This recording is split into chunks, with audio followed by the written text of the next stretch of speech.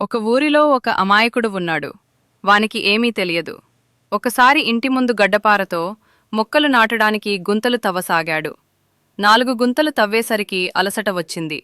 గడ్డపార అక్కడే వదిలేసి కాసేపు విశ్రాంతి తీసుకోవడానికి ఇంటిలోకి పోయాడు. ఆ రోజు ఎండ బాగా ఉంది.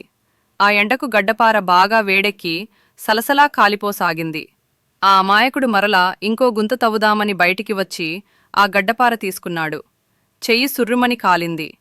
అరెరే, దీనికి బాగా జ్వరం వచ్చినట్టుంది. అందుకే ఒళ్లంతా సలసలా కాగిపోతోంది అనుకున్నాడు. వాళ్ళింటి పక్కనే ఒక డాక్టరు ఉన్నాడు. అతను పెద్ద మోసగాడు. ఆయన దగ్గరికి గడ్డపార తీసుకునిపోయాడు.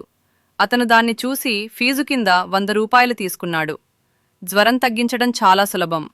మీ ఇంటి ముందున్న నీళ్లగచ్చులో 5 నిమిషాలు ఈ గడ్డపార వేయ్, జ్వరం తగ్గిపోతుంది అన్నాడు. అమాయకుడు అలాగే అని ఆ గడ్డపారను తీసుకుపోయి నీళ్లగచ్చులో వేశాడు. నీళ్లు తగిలేసరికి అది చల్లగా అయిపోయింది. దాంతో జ్వరం తగ్గిపోయింది అనుకున్నాడు. వారం తర్వాత ఒకరోజు పక్కింటిలోని డాక్టర్ భార్య పిలిచింది. ఆమె ఒళ్లంతా జ్వరంతో సలసలలా కాగిపోతోంది. మా ఆయన పొద్దున్నే పనుండి పక్క ఊరికి పోయాడు. అనుకోకుండా జ్వరం వచ్చింది. కొంచెం మాత్రలు తీసుకురా అంది. అమాయకుడు చిరునవ్వు నవ్వి, ఈ మాత్రం దానికి మా మాత్రలెందుకు?